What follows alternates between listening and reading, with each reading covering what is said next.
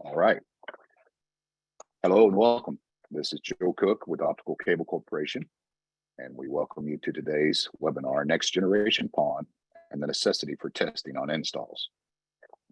I'm joined today with Vincent Racine and Scott Miskisik. The email you received included a link to this webinar, also containing an attachment with a PDF version of this presentation for you to use for notes. Vincent Racine currently holds the position of product line manager within the installation and maintenance division of XGS. He accumulates more than 20 years of experience in fiber optic testing for the telecommunications industry. He actively participated in the early phases of worldwide fiber to the home technology deployment and contributing his expertise to seminars, field trials, and test instrument for new technologies development. Vincent holds a degree in telecommunications and has been with Expo since 1999. Scott Miskisik is a technical account manager with Telabs with over 30 years of experience in telecommunications technology. Scott began working with passive optical networks in 2003 when Verizon launched its FiOS network.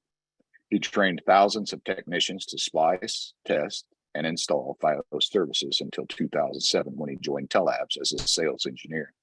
Scott has worked with both PON Technologies and DWDM Transport to create large-scale broadband and local area networks.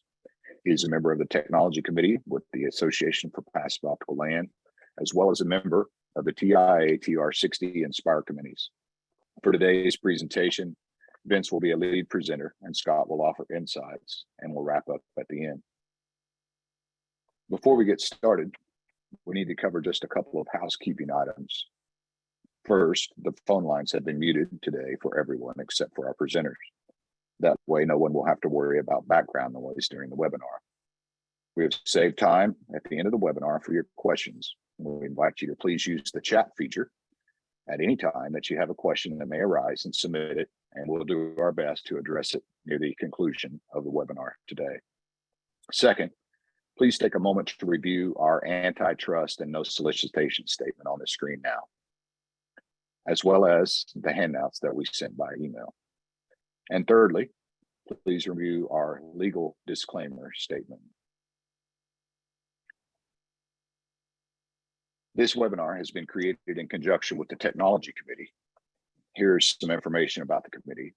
If your company is not a member of APOLAN, we urge you to consider membership to get involved with these great committees like this one. It's composed of 15 members and provides oversight of passive optical LAN technical guidelines, association-sponsored training, and analyst-authored publications. So with that, I will now turn it over to Vincent and to Scott.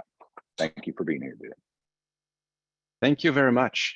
It's with great pleasure that I am joining you today to speak about passive optical networks, also referred as PON networks.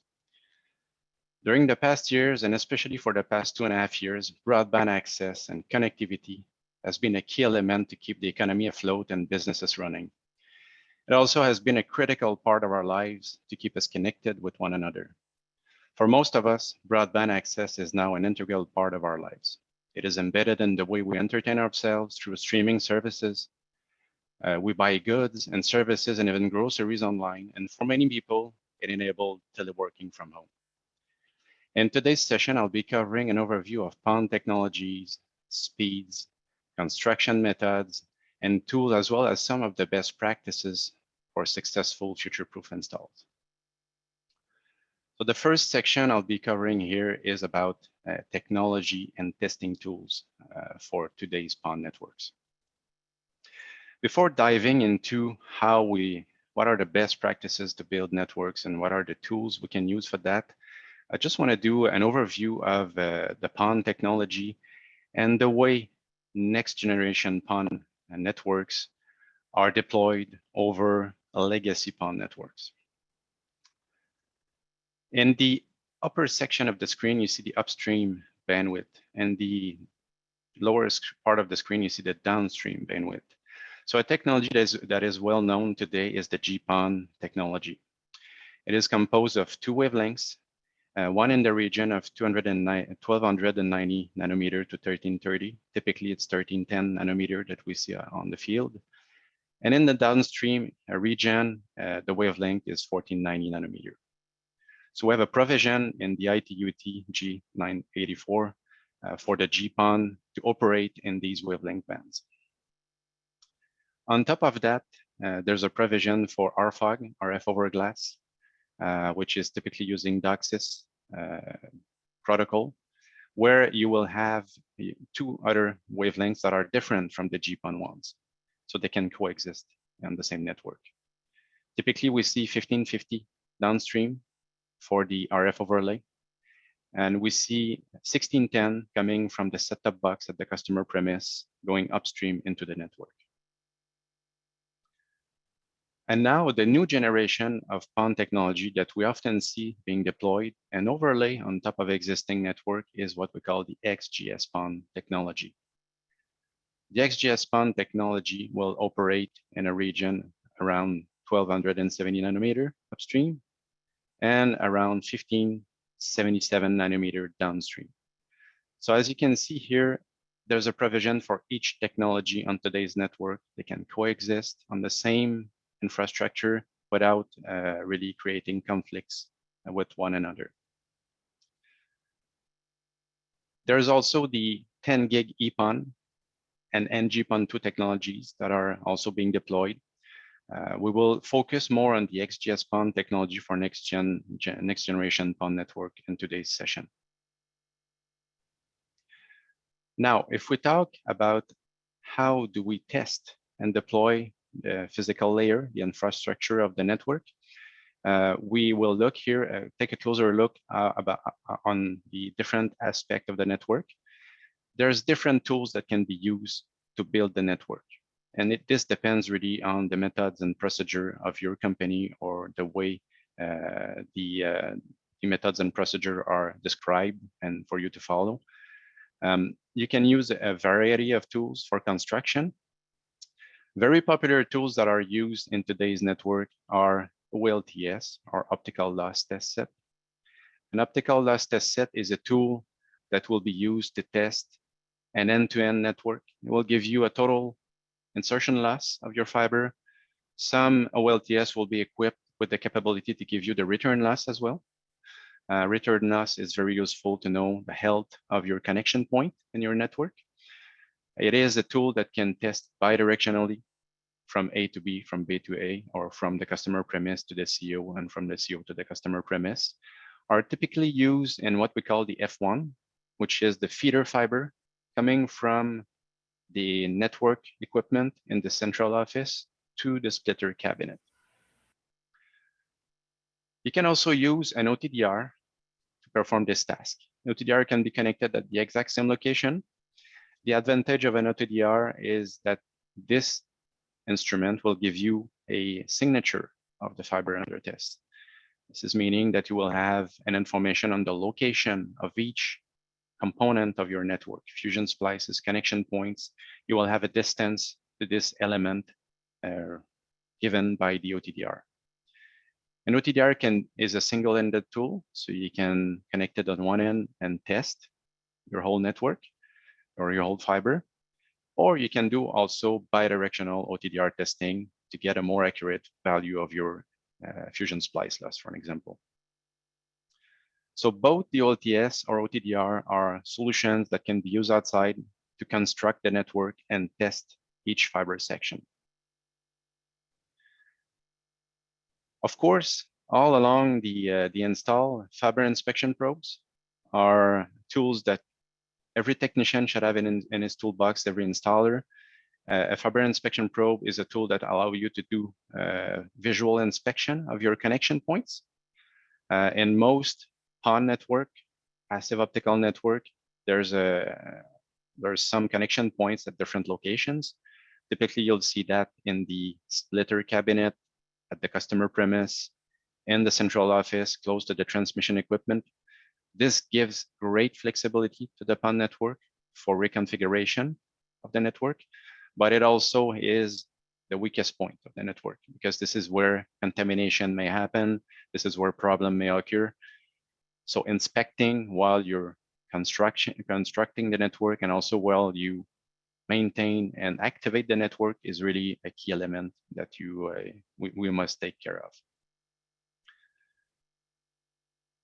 During service activation, we will use PON power meters or power meters. We'll discuss the difference together in the course of this webinar. But a PON power meter is basically a power meter that is oriented towards PON testing. So it will show you the exact values for the exact wavelength you expect in your network. Some PON power meter will be equipped to do also troubleshooting with the pass-through connection. So we'll cover that in the next slides. Some are more simple for downstream only validation. And there's also the possibility to use a simple power meter to do this task as well. So if you have only one layer or one wavelength going downstream in your network, it is possible to use a standard power meter. But as you go along and add layers to your network, next-gen PON wavelengths, you have more wavelengths traveling in your network. This is where you really have to transition towards a filtered power meter, which is what we call the PON power meter. So Vincent, before you move on, just a quick question. When I'm testing with the OTDR, I'm looking at basically inactive fiber. I'm not looking at live fiber. So I'm testing a network that's being constructed day one, has not gone active yet, trying to build that best possible highway for my broadband services so I can ride any car, any speed on that network and get the most robust network qualified day one. But as opposed to the power meter, that's testing active signals, correct? Exactly. I'm not generating a signal with the PPM or power meters as opposed to the OTR. I'm sending a signal to another OTDR or an associated test piece, but the power meter is looking at live network.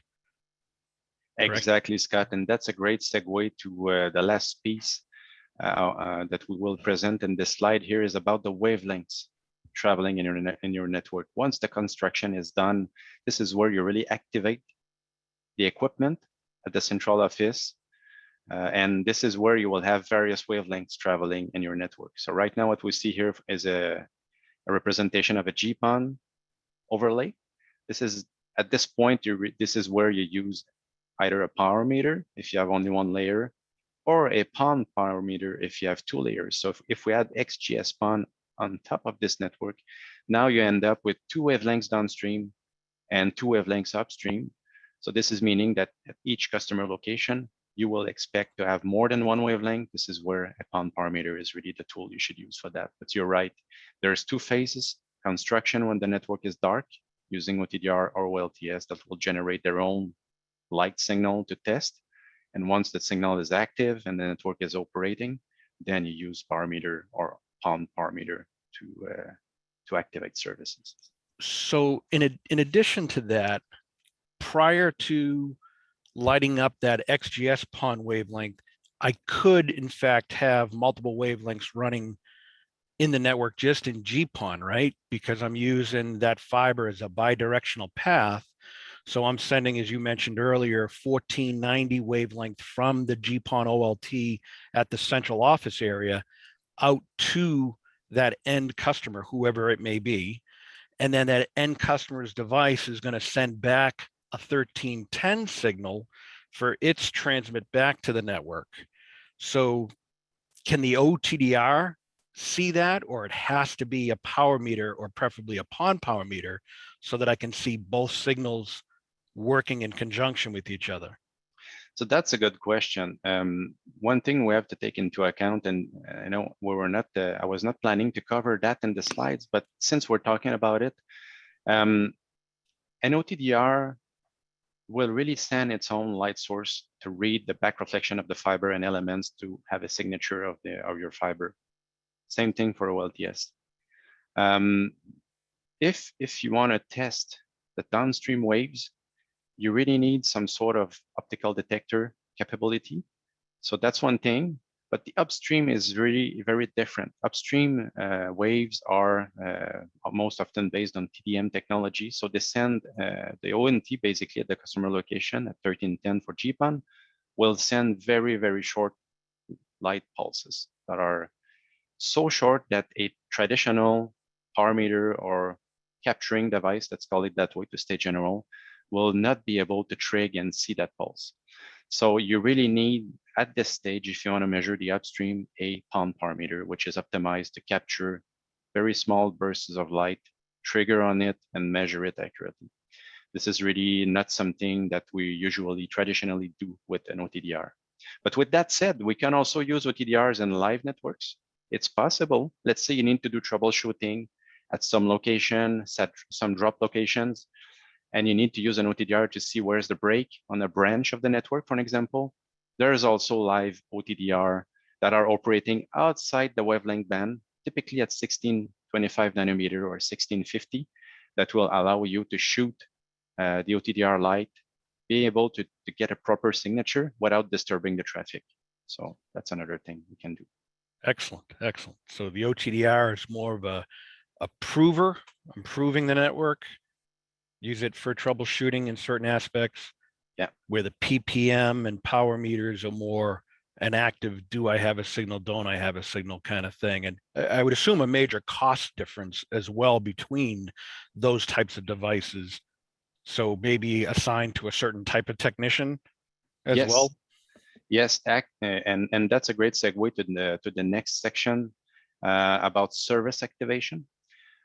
Typically, PON parameters or power meter are tools that you will find in service activation technicians or contractors or engineers to perform day-to-day service activation or service turn-up tasks. OTDRs are most of the time are found in the toolbox of network construction teams. So really, typically, it's two different teams that will construct the network and after activate the service. All right, so let's talk about service activation. So when you go and activate the service, as we've said and as we've seen in the previous slides, next-gen PON will have multiple overlays. So this is meaning that each customer location will get more than one wavelength. So either if you're an XGS PON user for 10 gig connectivity or a GPON user for 1 gig traditional connectivity, each of these users will see all the wavelengths because the network is passive. So the light is going through the fiber, through splitters, so any wavelength will reach any customer. So your XGS PON user will also get the GPON signal, and the GPON user will also get the XGS PON signal. So this is a new reality that comes with the overlay that will really dictate the need for a filtered parameter solution, or what we call a PON parameter. So just to illustrate what I'm explaining here, on the left side, you see what is a broadband parameter. So a broadband parameter will capture all incoming signal. There is no discrimination about the wavelength itself. So it gives you a total power reading of all the PON layers. So all the wavelengths present on the fiber will be integrated, and you'll get a total value for these wavelengths. So this is meaning that if you have one signal lower than the other, it will not allow you to pinpoint which one is faulty. It'll give you a total reading of all the wavelengths on your network. When you select the wavelength on a broadband parameter, all you're selecting, in fact, is a calibration factor. It does not filter each wavelength individually. While a PPM is a wavelength selective reading. Inside the box, there's filters. There's more than one detector. And in this example here, we see 2 filters, 2 photodiodes, so 2 detectors that will discriminate through the filtering and measure each individual wavelength through the photodiode activity. So at the end of the day, what you're getting is really, on the broadband parameter side of things, a total reading, so a single reading for all the wavelengths on your network. And on the PPM side, you'll get a wavelength selective or technology selective reading for GPON and XGS PON in this example. So really, if you go next generation, you really have to understand that. And there's a different set of tools that must be used for proper service activation. There's different PON parameter for a different way of testing the network. There's pass-through PPM. What is a pass-through PPM? In fact, it's a device that will allow the signal, as you said, Scott, the upstream and downstream waves to travel through the tester and being measured simultaneously and individually and give you a reading of all the signal traveling on your network. So a pass-through PPM will allow you to measure basically what's coming out of the customer device, the ONT in this illustration, like the 1310 for GPON, and the downstream waves that are present in your network, either 1, 2, or even 3 wavelengths, if you have the RF overlay over GPON and XGS PON. Most of these pass-through PPM will allow you to do also either GPON or XGS PON service activation. So they have an array of detectors inside and filters that will allow you to monitor all those signals. The beauty of these testers is you can test at the demarcation point, for an example, and know if the problem is inbound or outbound or northbound and southbound at the customer premise location or at the CO without having to disturb a customer, for an example, to test inside the home. So this is a very powerful tester that allows you to do a lot more than just a regular power meter or a regular downstream tester. I think that's really key from the perspective of the installer, knowing whether or not my trouble is an optical signal in the network, a fiber drop, a patch cord, or is it the equipment on the end that's trying to communicate with? If I'm just doing that other power meter where it's just measuring the signal from the CO, it says, yeah, great, I'm good to the ONT in this diagram, but I don't know if the ONT is communicating back to me or not. Exactly. And maybe the ONT is communicating back to me, but there might be an ORL issue. So I'm getting too much return loss or reflectance in my network, and then being able to move that meter to different locations, as you're showing here, the drop terminal. So I'm proving whether it's the fiber drop to the house that's the trouble, or is it the ONT that's the trouble? You know, if I can see good light coming from the ONT at this point, and I'm at the house, standing there right next to the house, then I know the ONT is active. I know the ONT is doing what it needs to do. I shouldn't need to replace the ONT. Exactly. But if I go to the drop terminal and I can't see the ONT, what does that tell me? That tells me my fiber drop has an issue. I had good light passing down from the CO to the ONT, but I'm not able to pass light back up into the network. Or maybe it's the patch panel or the splitter, if I go back to the fiber distribution panel in the middle of the screen. So it gives you that isolation point. I think it's a much better tool than just that one port that only lets you test the downstream. Because I've seen this physically when working at Verizon, technicians going out and I replaced the ONT 5 times and it still doesn't work. I've swapped the F2 fiber and it still doesn't work. We've changed splitters and put them onto a different splitter and it's still having the same problem over and over again, until they were actually able to use the correct tool for testing. They thought they had the right tool. They only had a single port, so only let them do so much. Having the dual port lets them prove yay or nay very quickly and minimize that constant dispatch or that constant repeat trouble report, and eventually the customer that doesn't want to have service with you anymore. So I prefer this tool over the single port. Again, different reasons. The single port, you do have that will do band filtering, so I can see the different wavelengths coming down. I just can't see that wavelength coming up. So to me, this makes it an even more powerful troubleshooting tool. Yeah, exactly. This is where you get into troubleshooting capabilities with this tester. So you see everything, all the signal traveling in your network, great visibility of what's going on. And more than that, I mean, if you activate a customer and the network element at the customer location is working, yeah, green light is on, everything seems fine.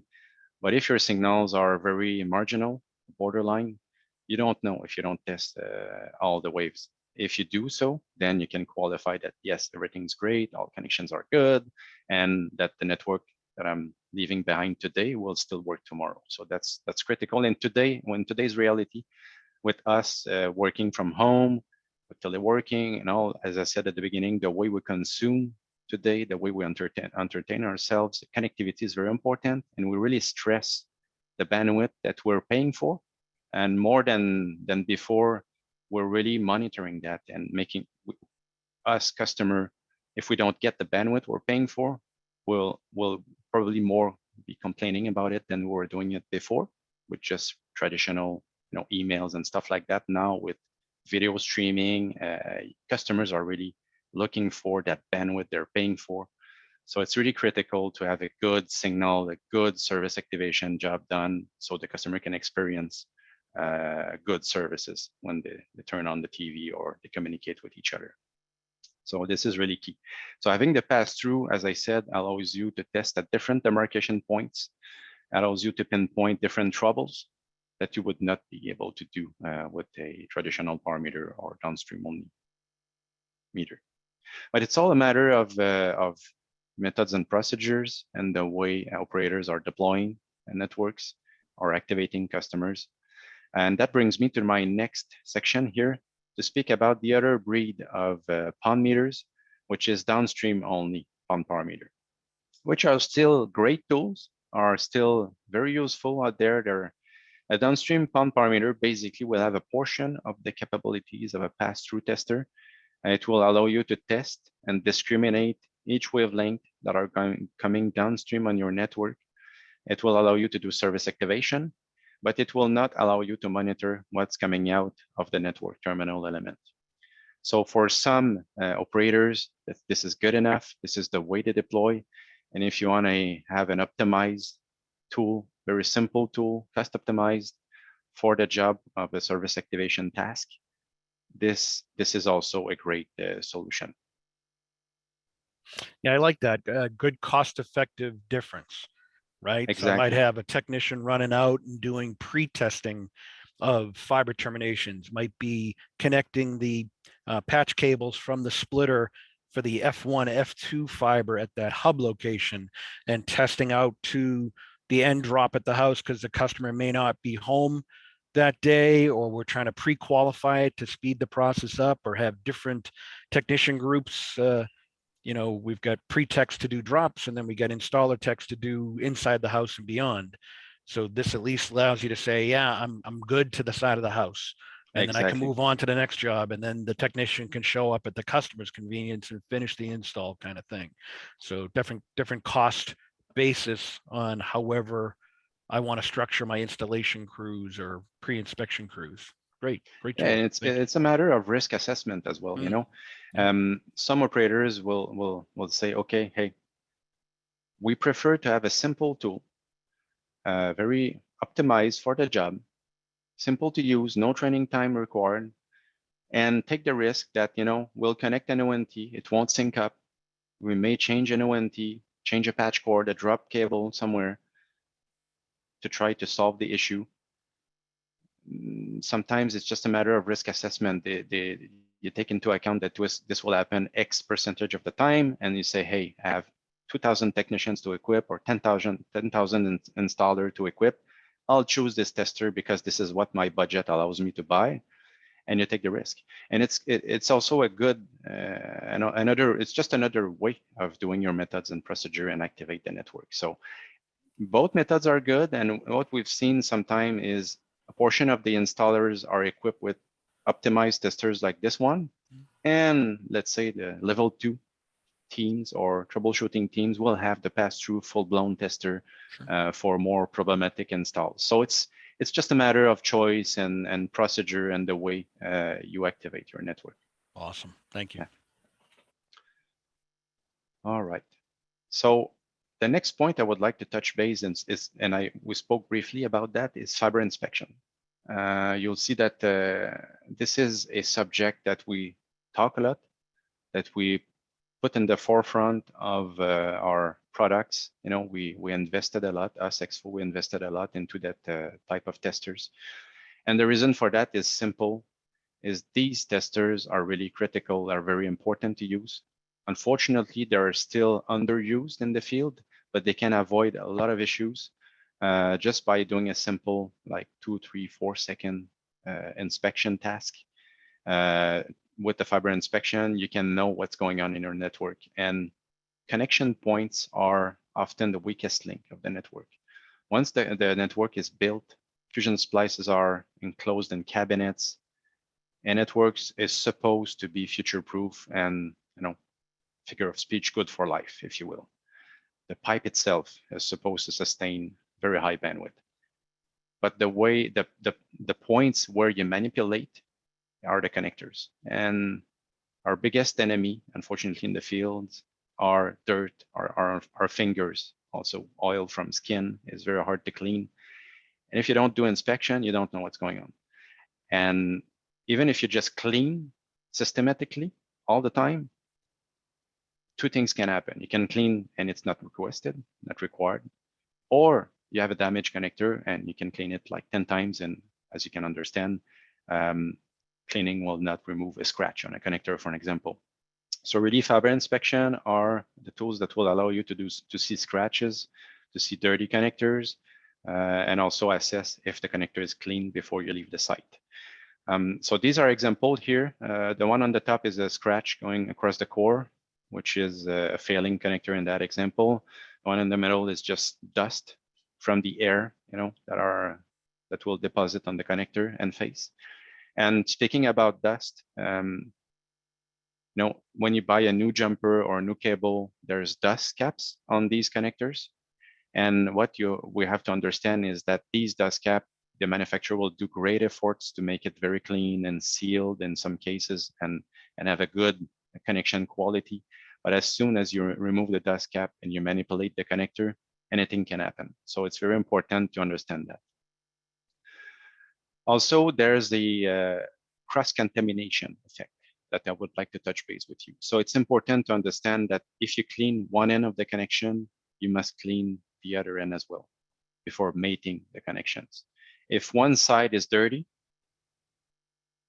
dirt can transfer to the other side of the connector. So that's an example here that we clearly see. And that's an example we did with just wet residue on the connector and face. Could be oil from skin, could be many things. When you mate those connections, the connector on the right side is clean, pristine. After mating, you see that there's some dirt that transferred to the other connection. So now you end up with two connectors dirty instead of one.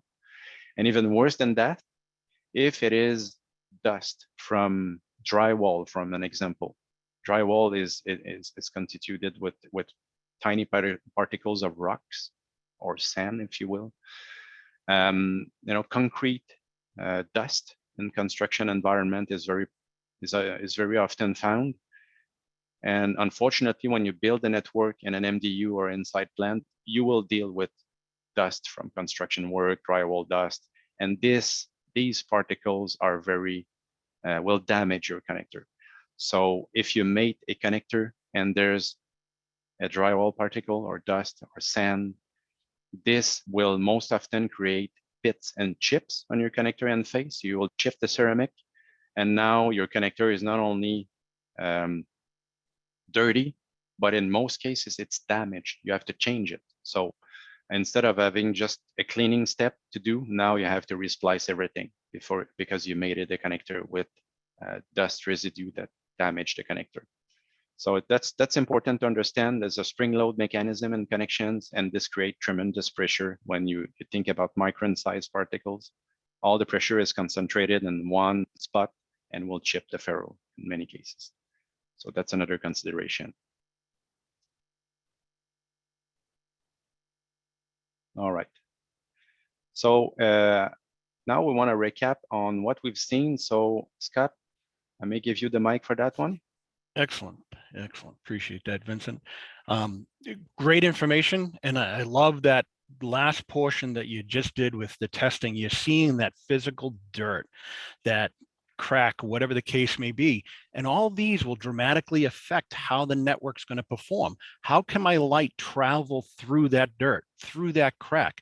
Will that cause a distortion? Will it cause the elements at the end, the electronics, to not fire up, or possibly even damage those elements because you're now reflecting light back into the element? I think it's key too, as part of this whole testing, is that beginning portion that was done where Vincent was showing the OTDR and doing testing back here at the central office. You're testing at multiple points in splicing. So you may build the network at first. You get everything built from the central office all the way out through the F1 at that splitter cabinet. You get it built all the way out to the terminal location. This is feeding the building, whether it's a multifamily, whether it's a business, whether it's residential, small mom and pop business, wherever it may be. And then I'm doing that OTDR testing, and I'm trying to record and prove in the network what my loss should be from day one on. And that to me becomes critical for now the end user devices that get deployed.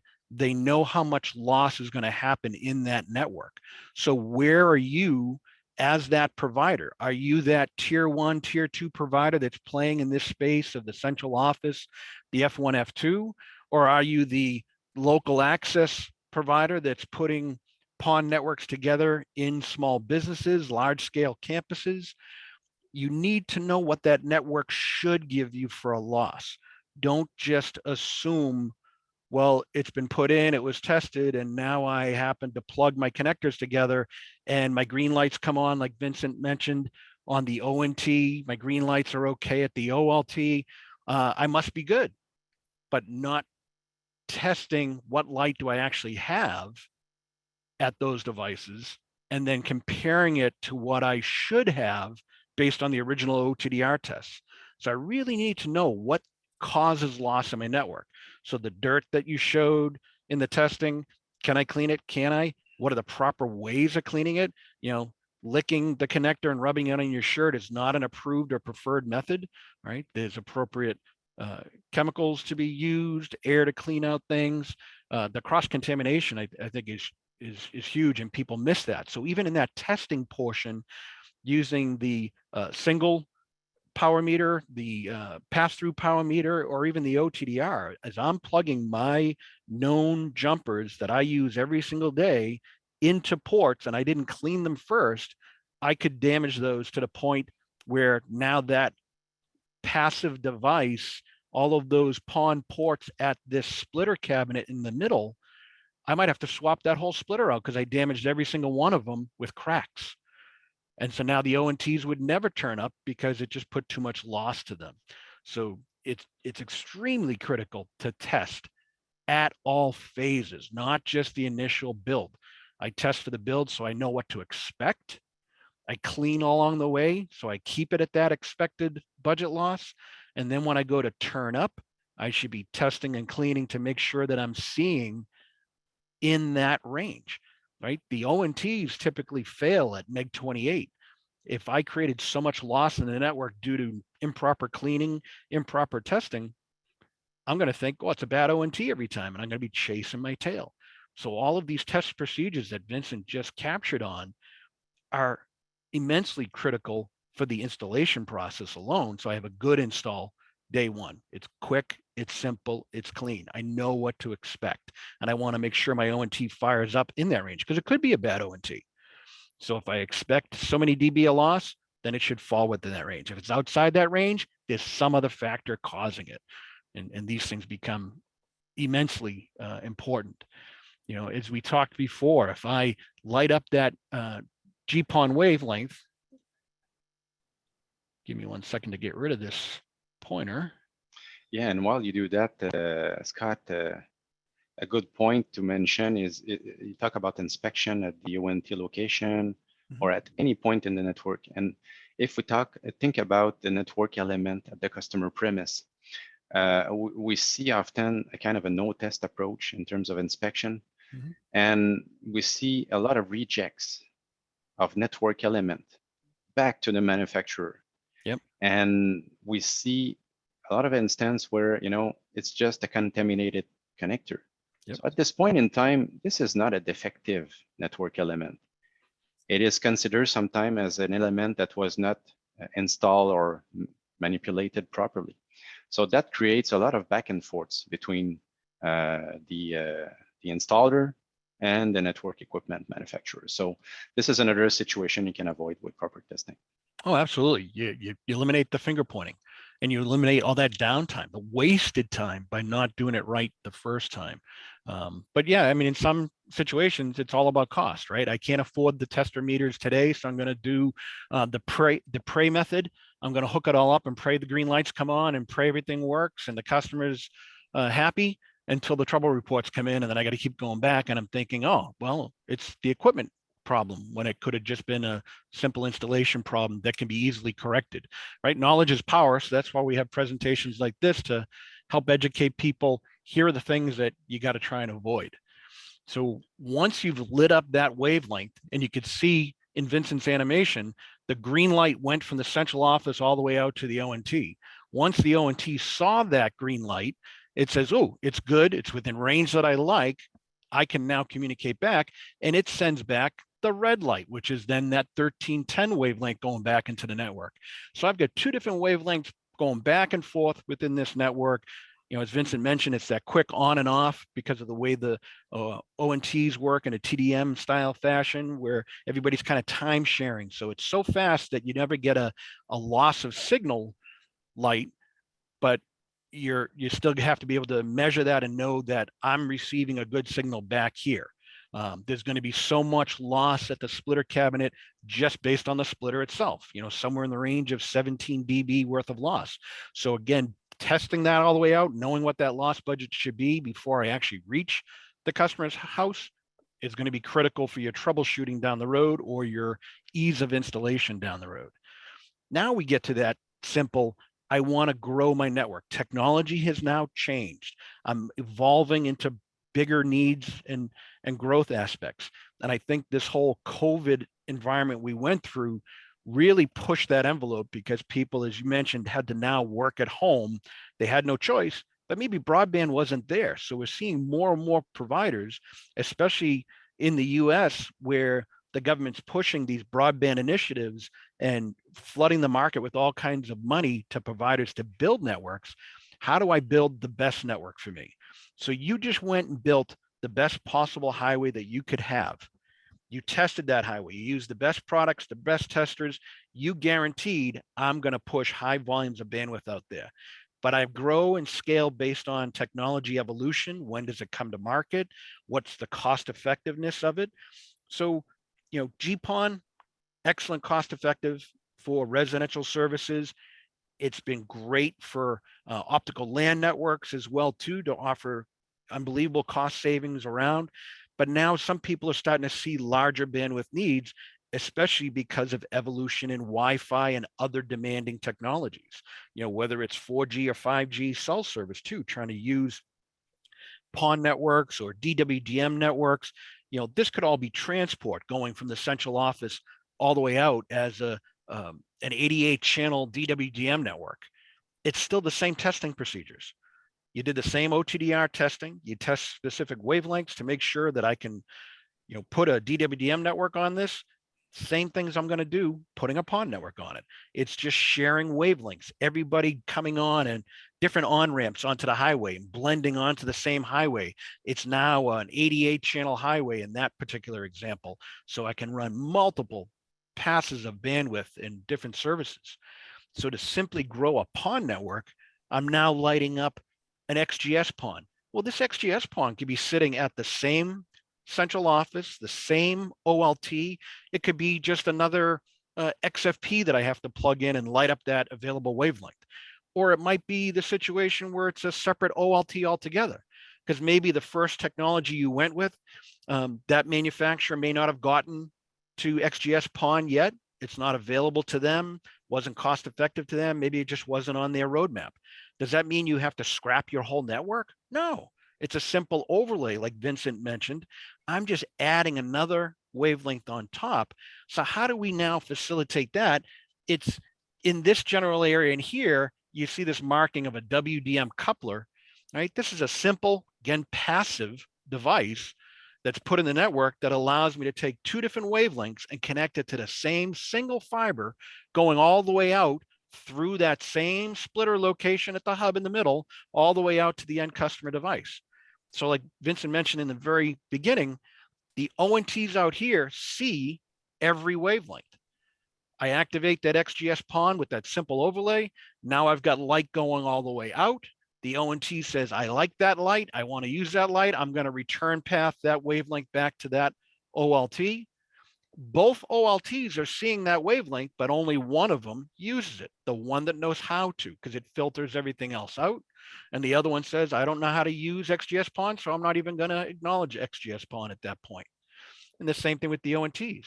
So the GPON ONT has an XGS PON light sitting right at it. It just doesn't know how to use it. So if I wanted to swap this GPON ONT out at that house because the customer had that bigger demand for bandwidth, or I'm trying to give them over the top services, it's a simple ONT swap. They don't care. Or I keep that working in the network alongside of the house next door with the XGS PON.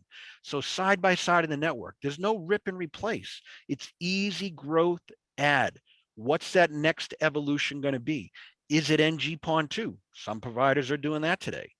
NGPON2, they're blending 4 to 8 or more wavelengths together to offer, or combine wavelengths together to offer 80 gig of bandwidth out to a provider.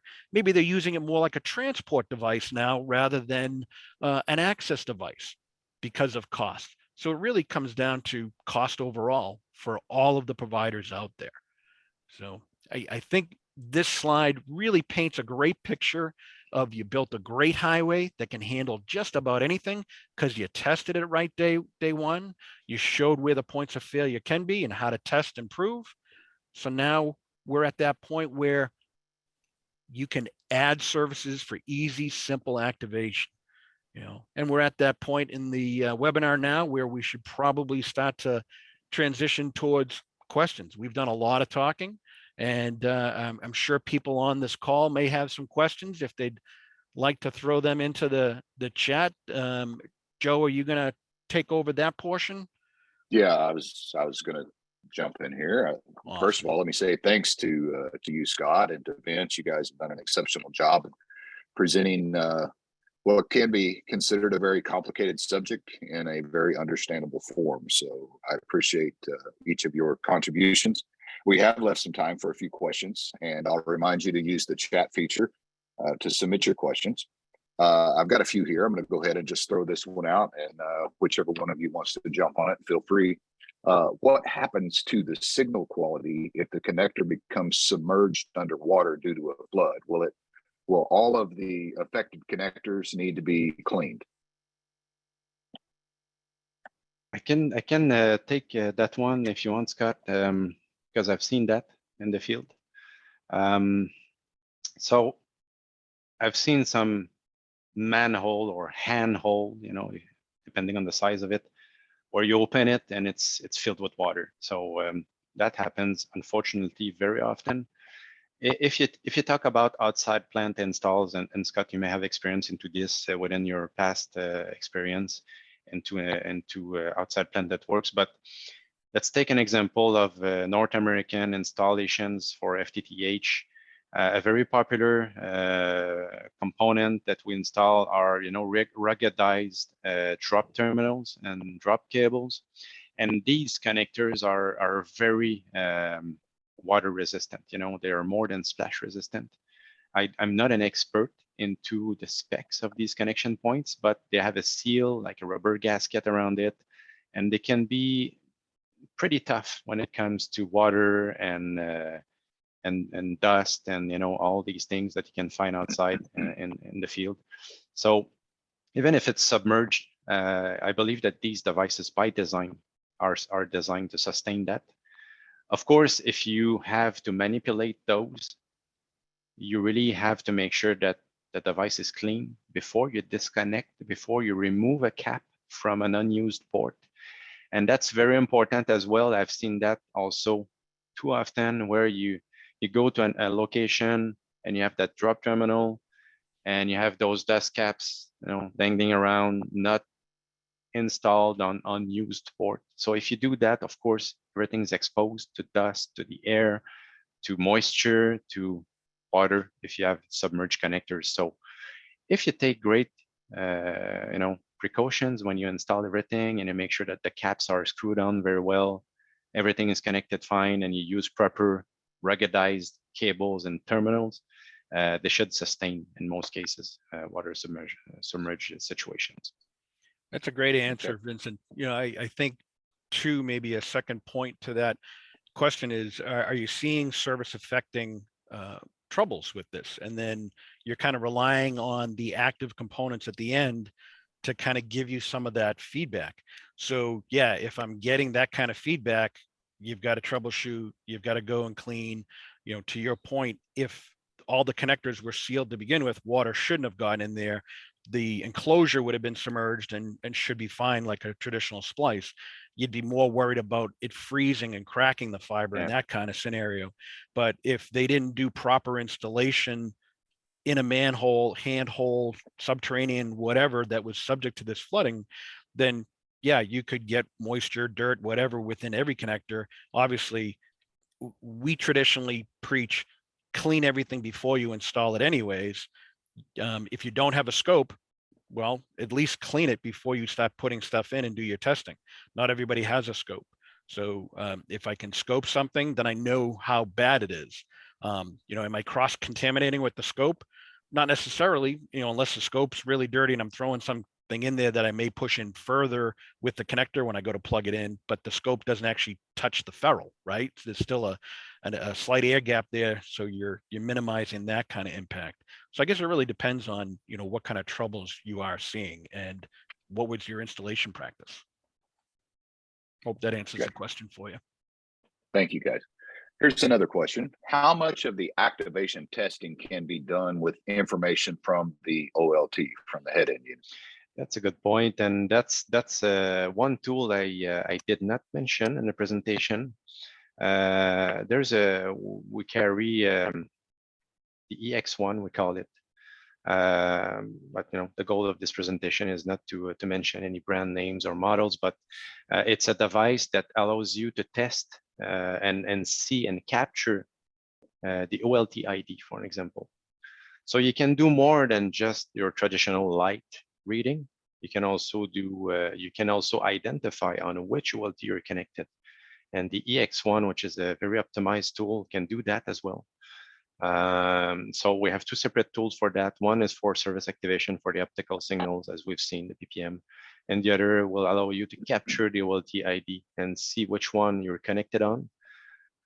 Traditionally, when you have a cabinet and you are the owner of your cabinet and you only have your splitters in it, it's less of an issue, but you could be interested in knowing on which CO device you're connected, because those splitters in the cabinet can come from different locations.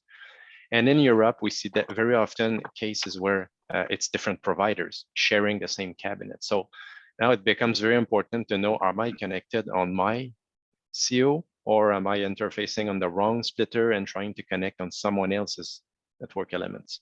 So the OLT ID can also be useful for some use cases out there, but not all. So and there's tools for that as well.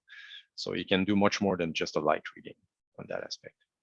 Excellent. And also from the OLT itself, to try and reach this question a little bit further. So if from the other side, go ahead, Scott. Yeah. So if I had done all the pre-testing and stuff, and I had good measurements, everything should turn up. Once the OLT sees the ONT and they start ranging and communicating with each other, most manufacturers have these features set up within the OLT's EMS that will allow you to see what light am I receiving at the ONT. So I can pull up a screen, in my EMS, I can see every ONT that's out there. I can see what kind of condition they're in. Are they all good and green? Are they yellow borderline? Are they red fail? And then drill down to that specific device and say, okay, yep, my readings are way off. Now, could it be a bad receiver on the OLT? Could it be a bad receiver on the ONT? Absolutely. But it could be something else affecting the network. But it'll also let me keep a history of that. So once I've activated it, if I had a good activation, everything's good and green, customer's running for a while, and then all of a sudden it starts to degrade, I can look at that history and do a comparison and then help with my troubleshooting process. So the OLTs can be a very effective tool after the activation's done. Hope that answers. All right. Well, that's a great answer. Good answers all the way around. We do have a few more questions, but we're unfortunately out of time for today's webinar. So within the next 2 days, you'll receive an email with the link for a follow-up survey for the webinar. And we'd ask you to take the time to give us your feedback so that we can know how to serve you better on future webinars. We'll also be responding to those questions. We'll try to get an answer pushed out to you and potentially publish that. I don't know if we'll publish that or if we'll just send that out on an email. In addition, we will be posting this recorded webinar on the APOLANglobal.org website. On behalf of everyone here at APOLAN, I'd like to thank you for joining us today. We do look forward to seeing you again soon on another APOLAN webinar, or perhaps face-to-face. We invite you to join us at Bixie Fall in Las Vegas, September 26th to 29th. We will be presenting a 2-day masterclass entitled Fundamentals of Passive Optical LAN. Thanks again for joining us today. Have a fantastic rest of your day. Take care.